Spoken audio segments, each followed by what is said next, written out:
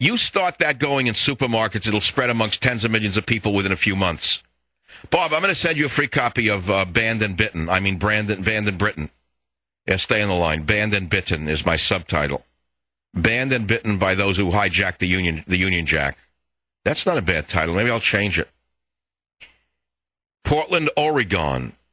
Portland, Oregon, where the ore has been gone a long time. Monty, you're on the Savage Nation. Thanks for calling. They call it Oregon over here. But anyway, I think that... But isn't the ore gone? The ore's been gone a long time. Well, we call it Washington, too, where I'm from. Hey, I think that nobody could blow it as bad as McCain did on purpose. And I think that he did it as a favor for Bush. Thought this all along because I think the Democrats probably said that they were going to try him for war crimes if he didn't blow it so bad and lose the election. Yeah, well, that's a very interesting theory. I have a slightly more cynical view, although yours is kind of cynical to begin with, which is that for 8 years, the way the game works is 8 years the Republicans raped the economy, and they through cronyism and contracts. Then, when the American people can't take them anymore, they throw the other party in, and now the Democrats get 8 years to rape us and to imprison us. Then when we get fed up with the Democrats, the other side will be ready to come and save us. You know how it works. But I think McCain was a fall guy because I can remember a seminal moment during the last debate when I went on this program and I said, here, I'm created this for you, McCain. Get up there tonight and smile, do a Reagan-esque thing and say, now, Senator, we've heard this before. It's been tried before. It's called trickle-up poverty. It's been tried in the Soviet Union and Cuba, and it failed. That would have won the election for McCain. Instead, McCain saluted Obama. In fact, at the next town hall meeting, when an old lady got up and said, but Senator McCain, he's a Muslim, he's a communist, he's a this, he got up, McCain, and said, oh, no, he isn't. He's a nice man with a family just like mine. Do you remember that? Do you remember when McCain threw the election? He was a good American, and he knows, and everybody knows damn good and well that he possibly doesn't even have a birth certificate, and he knew it back when he was running. And if he right, and McCain could have said that. McCain could have hammered the questions of his loyalty, but McCain chose not to because McCain was a fall guy for the machine. Monty, you win a free copy of Banned and Bitten, better known as Banned and Britain, which is available only on michaelsavage.com. 1-800-449-8255. Let's take a couple of other type of callers. Quickly, Larry in Austin, thanks for holding so long. What's on your mind? Michael Savage, you're my brother long lost. Thank you. I hope to be many people's long lost brother. You and I have the gift of gab. Although I am Irish, I'm not a drunk. Well, I'm not Irish, and I may be a drunk one day. I aspire to be a good drunk. So what's on your mind? Well, I want to let you know I have a little boy who's 19 years old who doesn't talk. He was born handicapped, but he is the biggest blessing in my life. And for any administration, these horrible left-wing communist thugs to tell me that his life is not worth living makes me furious.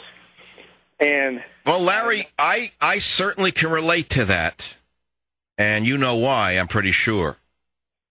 But I guarantee these children can teach you more about life than 10,000 bureaucrats ever could.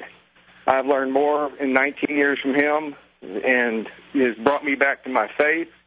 Has brought me to a center that's solid, and my wife and I have taken care of him. We love him, and he is truly a blessing.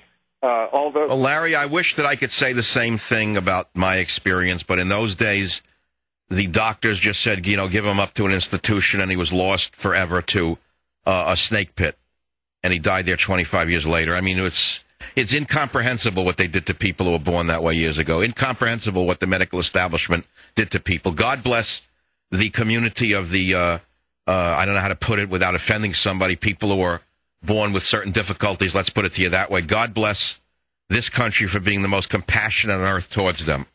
I want to let you know one other thing, too. My grandfather was banned from Britain. Why? He came to this country. He was a member of the Black Watch, which is a Scottish organization that denounced the throne. And he was asked... Wow, really? He came to the U.S. in the turn of the century. He lived to be 105. became a Texas Ranger. And I love it. Well, so I'm not the only American hero, patriot, let's put it to you that way, or someone who knew the truth that was banned and bitten by the communist labor government. The best thing ever happened to him and his father, and my grandfather was very knowledgeable and had a man of few words. He could sum things up in single sentences. He used to say, there are people that like you and people that don't. Don't waste your time with the ones that don't. And that's interesting. Well, that's well put. Well, Larry, I'm going to say, A, thank you, my brother, and B, I'm going to send you a copy of Banned in Britain, better known as Banned and Bitten. Stay on the line. I'll be right back. Savage. I'm Kim Commando. You can keep up with all things digital Monday through Friday in the noon hour with My Digital Minute on Talk 910 KNEW. Angel sent from up above. The Lord. Well, this song is going out to all those children out there who were born with, let us say, some imperfections. All the children that Obamacare would abandon. I realize we're not supposed to say the obvious, but read Ezekiel Emanuel's position papers on who gets care and who doesn't get care with Teddy Care. Unbelievable to me that you don't see what's going on in this country. It's right out of the Third Reich. Oh, I don't mean overnight. I don't mean anything like that. It starts light.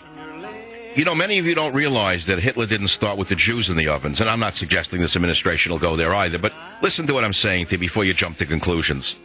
Do you know that before Hitler rounded up and exterminated the Jews and the gypsies and dissidents, do you know who he did first?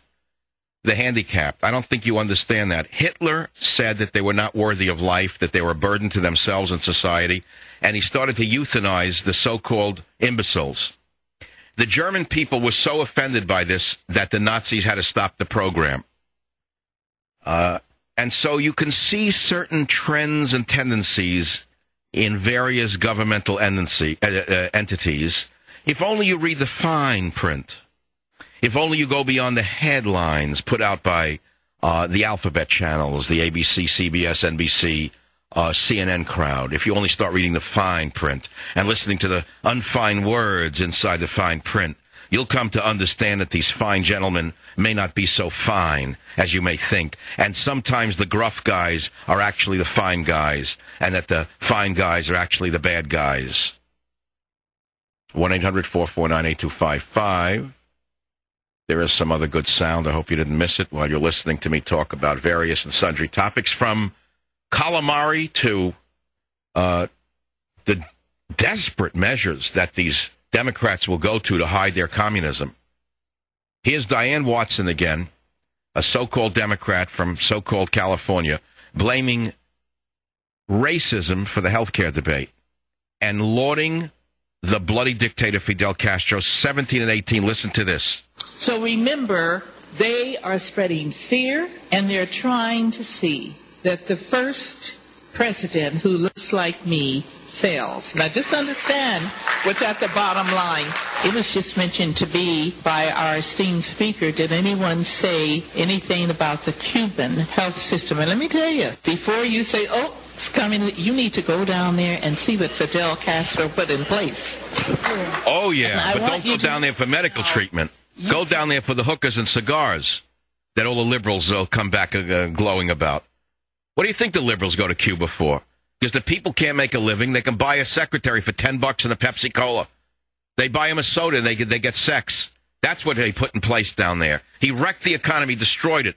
He killed the dissidents and put the rest in prisons. What is wrong with you people? You don't even know your own history. How could you forget what this man is? The Castro brothers are gangsters.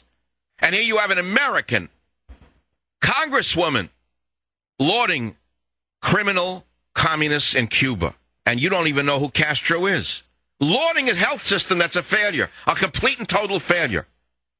Would any American leader go to Cuba and try their health system the next time they're sick? Or would they go to Cedars-Sinai? What about Diane Watson? Where would she go for her health care if she needed it? Would she go to Cedars-Sinai, where the evil, wealthy doctors practice medicine? Or would she go to Cuba, where a wonderful Cuban doctor will take care of her? Listen to what this jerk says next in 19 about The people with Cuban money. Revolution that kicked out the wealthy, Che Guevara did that. And then Okay, Che Guevara was a bloody murderer. He was an assassin. And here you have an American congresswoman glorifying Che Guevara, a bloody assassin. Never in my day. It would never have happened in my day. But then America today is not the America that I grew up in. Last call for this hour, Karen Sacramento. Welcome to the Savage Nation.